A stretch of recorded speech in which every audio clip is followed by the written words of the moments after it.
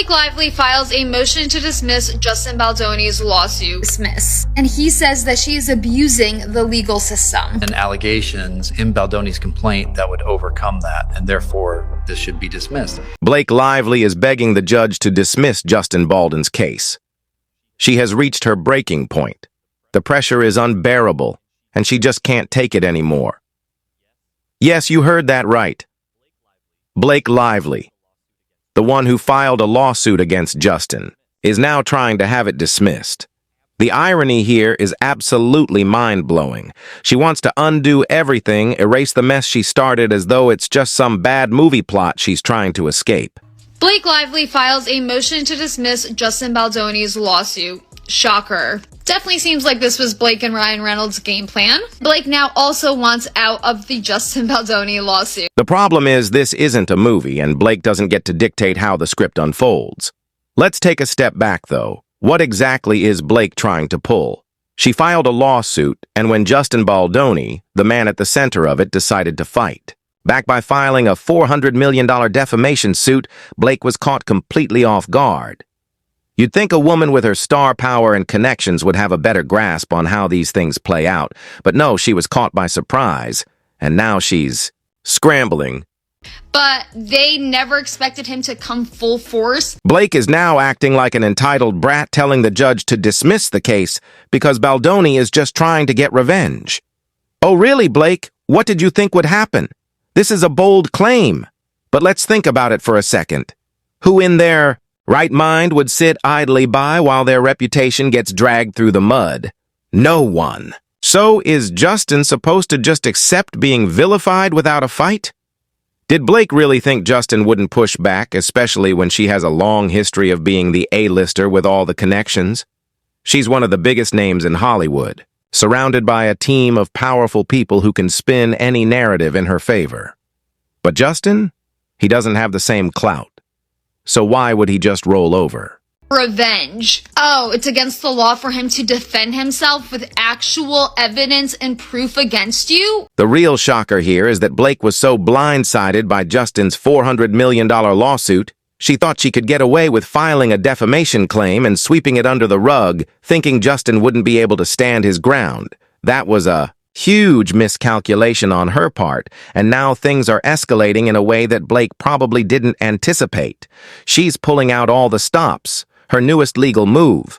Oh, it's a plot twist. No one saw coming. Blake's team is now pulling out California law, the one meant to protect people accusing someone of harassment, assault, or discrimination. California law. Section 47.1 generally protects individuals from lawsuits when they disclose information about SH, SA, or discrimination. This is intended to prevent retaliatory litigation. But hold on a second, let's break this down because something here smells a little fishy.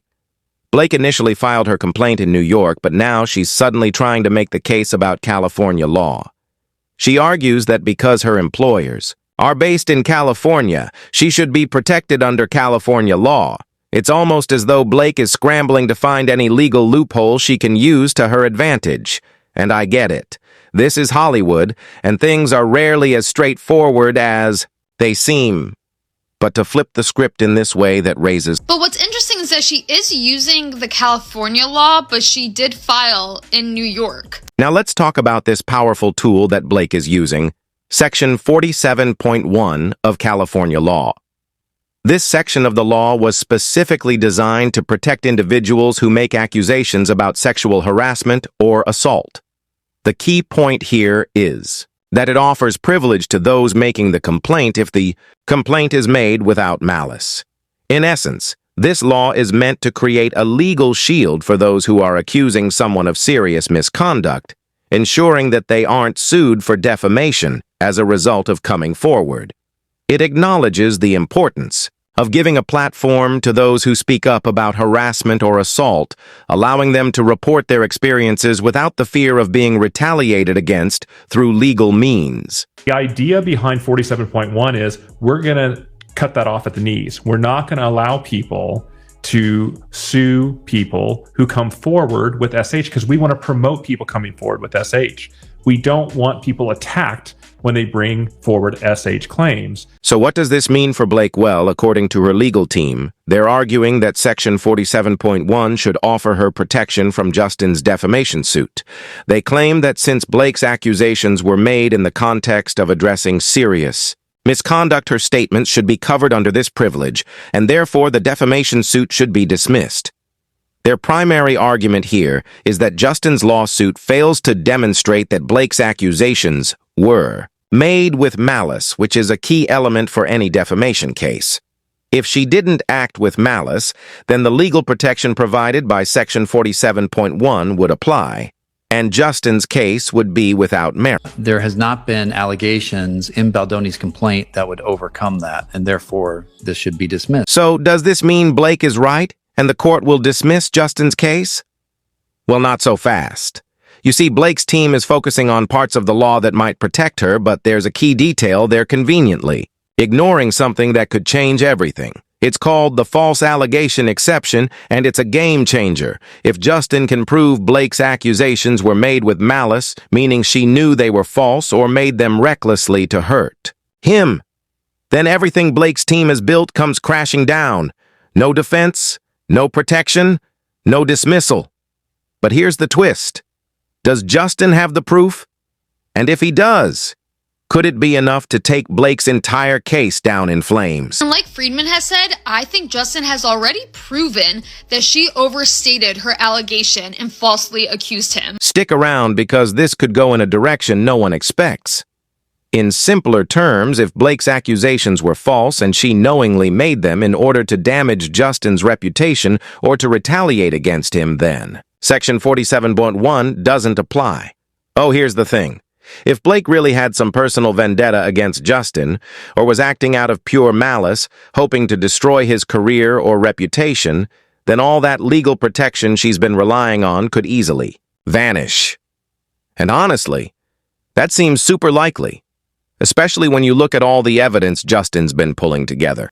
It's like, the more you dig, the more it looks like she's not as innocent as she wants everyone to think. Honestly was making an SH complaint, or did she herself have, either she knew that her complaints were not true, or she had serious doubts as to the truthfulness of those statements? This is a critical point, and it's what could destroy Blake's defense. The law was never meant to protect individuals who use accusations as a weapon of malice or retaliation. The law was meant to protect those coming forward with legitimate, truthful claims of harm. But making false claims and trying to misuse it like that, it's downright disrespectful to all those who've actually faced harassment.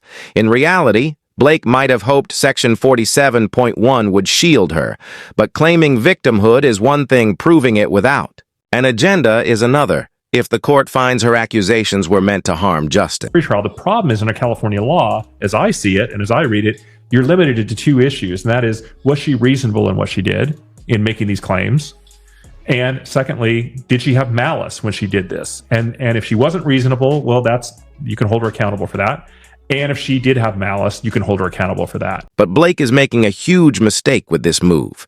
If she's caught acting with malice, everything she's trying to do, like getting this case tossed out, could come crashing down faster than she can blink. What her team isn't seeing is the false allegation exception, which is exactly there to stop people from using the legal system to ruin others with lies.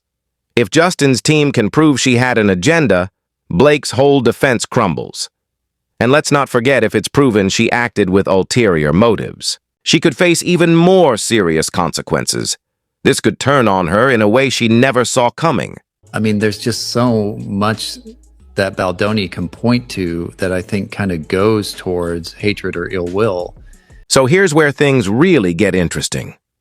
After Blake was allegedly rejected, not just professionally, but personally, she didn't just stop at making an accusation. Oh no, she took it much further. It wasn't enough to simply speak out about what she claims happened. Instead, she turned everything personal. It wasn't about getting justice anymore. It was about humiliation. I believe that she liked him. She kind of fell for him. Those scenes were super steamy. Like, they had great chemistry. You could see that in the movie. And she was very kind of flirtatious in that video when they were kind of dancing side by side. Blake didn't just call Justin out on a professional level. She made him watch the premiere of It Ends With Us from the basement. Yeah, you heard that right? While the rest of the cast and crew were celebrating enjoying what should have been a huge moment for all of them. Justin was stuck down in some basement, disconnected from everything he had, to watch the whole thing unfold from the sidelines as if he wasn't even part of the production. Talk about a deliberate move. And we talk about for a second how this was Justin Baldoni at the movie premiere of his own movie in the basement with his friends and family because he could not be around Blake Lively. Why go so far? Why make him suffer like that? It wasn't just about calling out bad behavior anymore. It became clear that Blake was after more than that. She was making a statement. This wasn't just about feeling wronged in a professional setting. This was about making Justin feel the full weight of her anger and frustration. She wanted to make him feel small, isolated, and cut off from everything that was meant to be a celebration of their hard work. You took him away from the posters. You did all of that. And then you do all that. You then take the edit. You get more and more control of the writing. You use your dragons to beat him down and make sure he gets it. The more people look at this, the more it seems like Blake wasn't just angry about the accusations she's made. She was angry at Justin personally. She wanted revenge. People have been wondering if all of this has more to do with emotions than any actual workplace misconduct. Sure, the accusations are serious, but Blake's response, that's something else entirely. The way she went after him publicly with such intensity makes it seem like this was about much more than a workplace grievance. She wanted to punish him. She wanted to put him in his place. And so that's what happens, right? And so that's what happens to you, right? You run into somebody who seems like a witch who will take advantage of you and hurt you until finally even that kind of a guy rises up. Now, he didn't do it himself exactly. He hired a badass named Brian Friedman, and he has badass women like me defending him.